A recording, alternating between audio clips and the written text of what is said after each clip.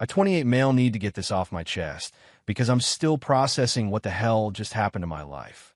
2 years. That's how long Maya and I were together. Living together for the last 8 months in a nice 2-bedroom apartment downtown.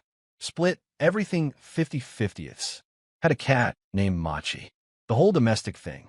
Then 3 months ago, she sits me down on our couch, the one we picked out together at IKEA, while arguing about whether we needed the extended warranty, and tells me she's not ready for something this serious. I just stared at her. We've been talking about maybe getting engaged next year. She'd sent me ring designs on Instagram. Her Pinterest board was called Future Wedding Ideas, for fuck's sake. I need to find myself, she said. I'm only 26. I feel like I'm missing out on experiences. Experiences, right? I asked if there was someone else. She got offended. How dare I suggest that? This was about her personal growth. Her journey. She needed space to explore who she really is. Fine. I'm not going to beg someone to stay with me. I said I understood. Started looking for a new place that same night. The thing is, we're both on the lease. Neither of us could afford the place solo, and breaking the lease would cost us each $3,000. She suggested we could be roommates until the lease ended in 6 months. It'll be like friends, she said. I actually said that with a straight face. I agreed. Not because I wanted to play Ross and Rachel, but because I needed time to figure out my next move. Plus, $3,000 is $3,000. The first few weeks were weird. She'd come home late, dressed up, always vague about where she'd been. Out with friends. Networking event. Yoga class. She doesn't do yoga. Meanwhile, I focused on myself. Hit the gym. Started reading again. Reconnected with buddies I'd neglected. Downloaded dating apps, but didn't really use them. Wasn't ready. Then I met Sophia. It was at a work happy hour. She's 29, works in marketing for a tech startup. Smart, funny, called me out on my bullshit when I tried to make a self-deprecating joke about being damaged goods. Everyone's got baggage, she said. The question is whether you're dealing with it or just dragging it around. We exchanged numbers. Started texting. Went for coffee. Then dinner. Then another dinner. I wasn't looking for anything serious. Told her about my situation up front. Living with my ex, the whole mess. She appreciated the honesty. Well, she said, at least you're not hiding a secret family in Jersey. That's my backup plan if this doesn't work out. She laughed. I hadn't made someone laugh like that in months. We kept things casual. But casual turned into, I really like spending time with you, which turned into I haven't felt this comfortable with someone in a long time. Maya noticed something was different. I was happier. Going out more. Not moping around the apartment. You seem good, she said one morning over coffee. I am good. That's great. Really great. I'm happy for you. She didn't look happy. Fast forward to last weekend. I'm at a birthday party for a mutual friend. Sophia's with me. We're not all over each other or anything, just clearly together. Holding hands. Normal couple stuff. Maya walks in, sees us. Her face goes through about 17 different emotions in 3 seconds. She comes over all smiles. Introduces herself to Sophia. They chat. Everything's super friendly and mature. I'm thinking maybe we've all evolved past petty drama. I was wrong. Sunday morning, 7 a.m., my phone's blowing up. Maya's calling. I don't answer. I'm asleep. She calls again and again. Finally, I pick up. She's sobbing. Can barely understand her through the tears. How could you do this to me? Do what? You're dating someone. Becca told me you've been seeing her for over a month. Maya, we broke up. You broke up with me. I thought you'd wait. Wait for what? For me to be ready. I told you I needed time. You told me you weren't ready for something serious. So I respected that. I moved on. But it's only been 3 months. What's the appropriate mourning period for a relationship you ended? You're being cruel. I'm being honest. You wanted to explore. Go explore. I'm not stopping you. But I love you. You broke up with me. I needed space. You got it. She hung up, then texted me a novel about how I'd betrayed her trust, how she thought we had an understanding, how I was just trying to hurt her. I didn't respond. But here's where it gets interesting. Turns out Maya's journey of self-discovery involved discovering herself in my former coworker Dylan's bed multiple times, starting about 2 weeks before she broke up with me. I found out through Instagram. She forgot I still had access to her iPad we used to share for Netflix. Her messages were syncing. Saw the whole thing. Pictures and everything. The yoga classes, dick appointments, the networking events, dick appointments, the out with friends. You get the pattern. But here's the kicker, Dylan. He's been in a relationship for 3 years. His girlfriend had no idea. So I did what any rational person would do. Nothing. I screenshot everything, saved it to a folder labeled Taxes 2023, and went about my life. Because here's what I realized. Maya thought she was playing 4D chess. Break up with me, keep me as a backup while she fucked around, then eventually come back when she was ready. I'd be there waiting like a loyal golden retriever, because where else would I go? She didn't expect me to actually move on, to meet someone, to be happy. And she really didn't expect me to find out about Dylan. Update 1. Things got worse. So remember how I said I did nothing with those screenshots? That was true, for about a week. Then Dylan's girlfriend, Priya, DM'd me on Instagram. I guess in her paranoia, she'd been doing a deep dive on his social media and saw an old tagged photo of us from a work thing. Hey, weird question, and sorry to be a social media stalker, she wrote, but you used to work with Dylan, right? Is Maya your ex? My stomach dropped. Yeah, to both. Why? I think something's going on with them. Call me paranoid, but my intuition is screaming at me. Decision time. I could lie, stay out of it. Or I could tell the truth. I told the truth. Sent her the screenshots. All of them. She called me immediately, crying, thanking me, apologizing for Maya. I told her she had nothing to apologize for. 3 years, she kept saying. 3 fucking years. The next day, Dylan shows up at my apartment. Maya's at work. He's panicking. Dude, what the fuck? Why would you tell Priya? She asked. You ruined my life. No, you ruined your life. I just provided evidence. Maya said you were cool with everything. Cool with what exactly? You know, the arrangement. What arrangement? Turns out Maya told him we had an open relationship, that I was seeing other people too. That's why she was so comfortable bringing him to our apartment when I wasn't there. Our apartment, where we both still lived, where he'd been fucking her in our bed. Get out, I said. Come on, man. Get out. He left, but not before Maya came home early from work. Saw his car in the parking lot. Saw him coming out of our building looking destroyed. She knew I knew. She tried to play it cool when she came in. Asked about my day. Made small talk. Dylan stopped by, I said. She froze. Oh, Priya knows. You told her? She asked. You had no right to tell the truth, to interfere in my life. Your life? Maya, you've been fucking some dude in our bed, in the apartment we share, while telling him we're in an open relationship. I never said that. He seems to think you did. Well, maybe he misunderstood.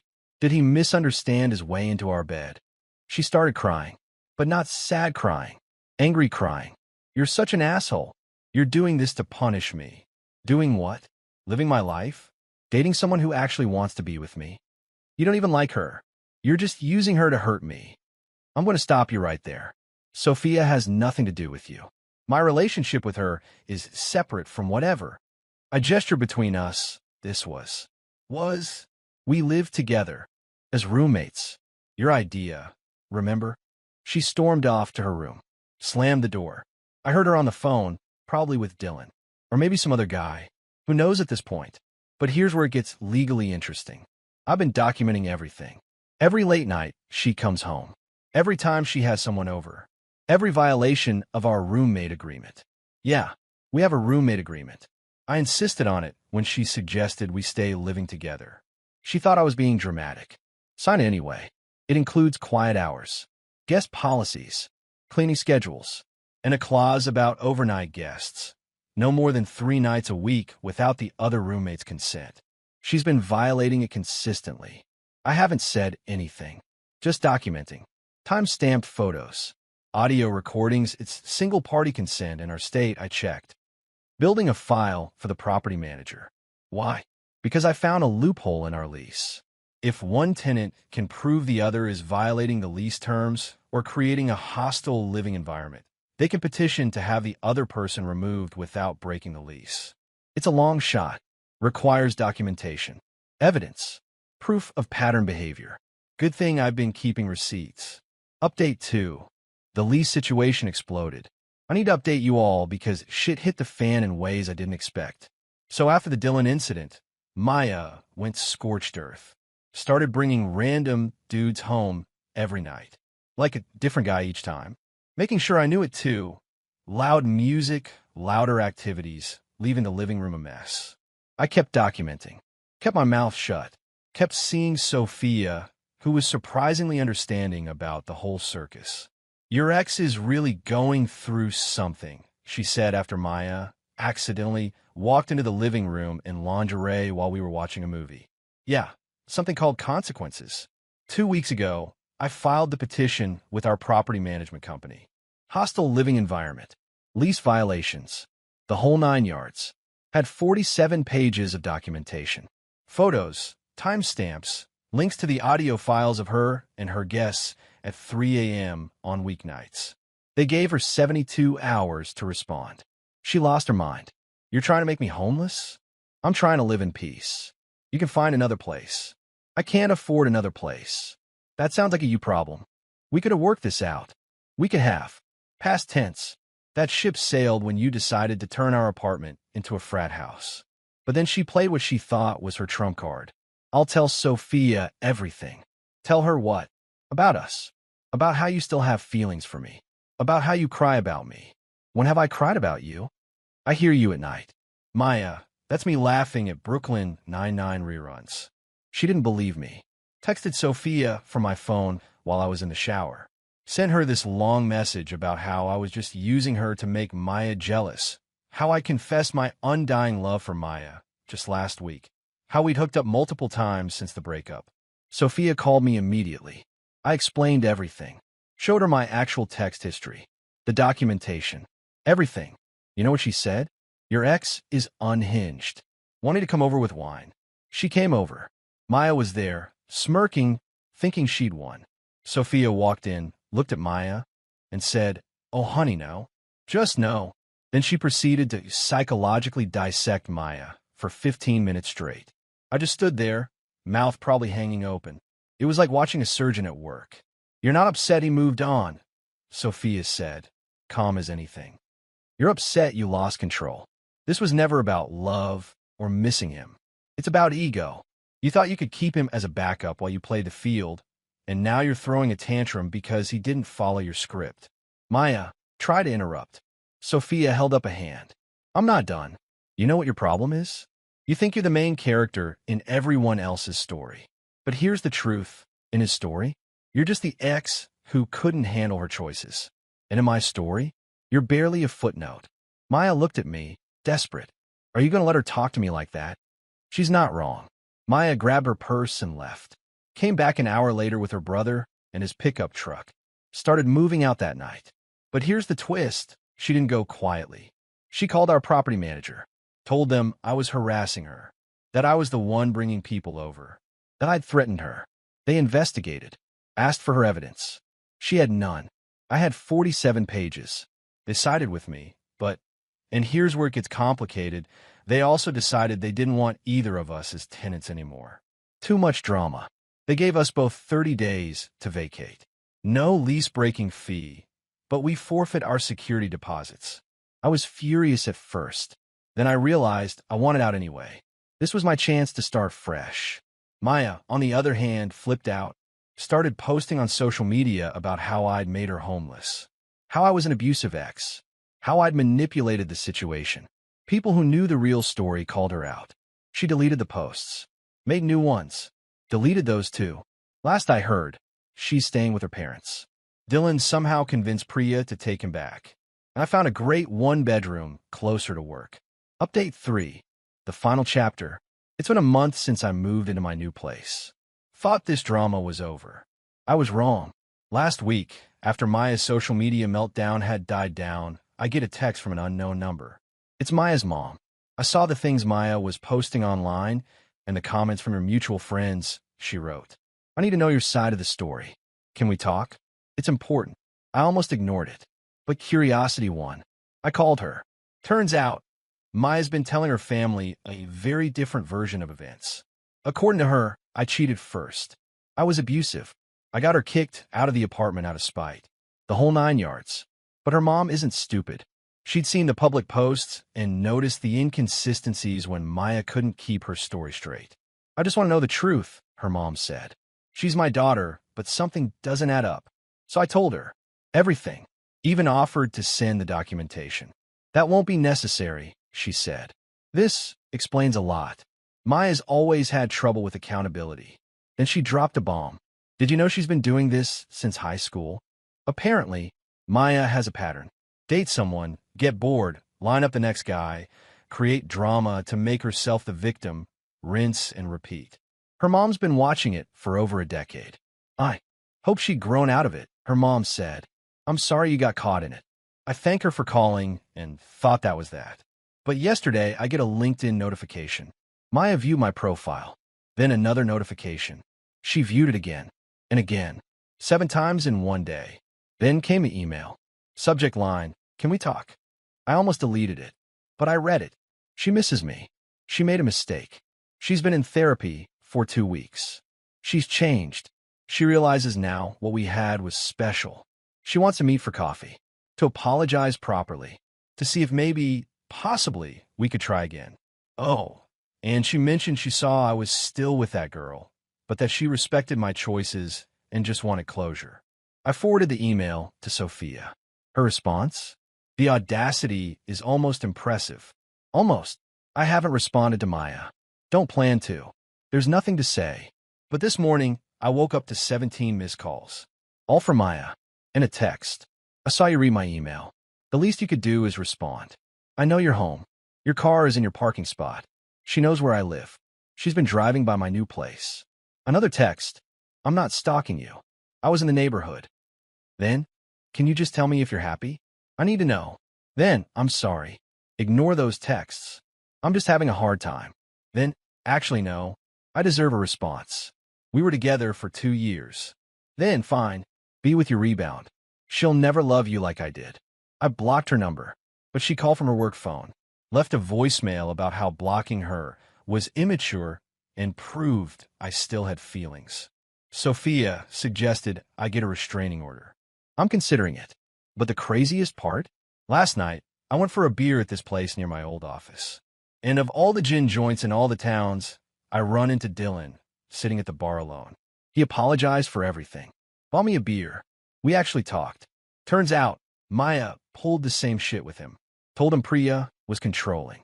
That their relationship was basically over. That he deserved better. She had me convinced I was in a toxic relationship, he said. Meanwhile, she was the toxic one. He and Priya are in couples counseling. Working through it. Good luck to them, I guess. Not my circus, not my monkeys. He seems genuinely remorseful. For what it's worth, he said, you dodged a bullet. I know. No, man. You don't. After you exposed everything, other guys started coming forward. She was juggling like 4 of us. Had a whole rotation. Different story for each guy. For guys. While living with me. While telling me she loved me that morning in the kitchen. I went home and looked at old photos of us. Tried to see the red flags I missed. They were there. The way she'd guard her phone. The sudden new interests that would disappear just as quickly. The friends she'd mention once and never again. Sophia found me going through them. You okay? Yeah, just processing. It's okay to mourn the relationship you thought you had. I don't think I'm mourning. I think I'm just amazed. How'd I not see it? Because you're not a manipulative person. You don't think like that. It's not a weakness. It's actually pretty nice. She's right. I'd rather be someone who trusts too much than someone who can't trust at all. This morning, I got one final email from Maya. Different email address. Subject, the truth. In it, she admitted to everything. The cheating, the lies, the manipulation. But she framed it as her being afraid of vulnerability and self-sabotaging because she loved me too much. She ended with, I know you'll never forgive me, but I need you to know that what we had was real. At least for me. I didn't respond, but I did forward it to her mom, who had asked me to let her know if Maya reached out again. Her mom's response was short. We're getting her help. I'm so sorry. So that's where things stand. I'm in my new place. Still with Sophia, who's been incredible through all this. Maya's hopefully getting the help she needs. And I'm just living my life. It's quieter now. Calmer. I can watch Brooklyn Nine-Nine without someone accusing me of using it as emotional warfare. The trust issues will take time to work through. The paranoia every time Sophia's phone buzzes. The reflex to check her story against reality. But I'm working on it. We both are. Because here's what I learned. When someone tells you they're not ready for something serious, believe them, even if they don't believe it themselves. And when someone shows you who they really are, believe that too. The first time, not the 17th. Edit. Since some of you asked, yes, Machi the cat is with me. Maya tried to claim she bought all his stuff, but I had the receipts. Literally. He's currently sleeping on my keyboard as I type this.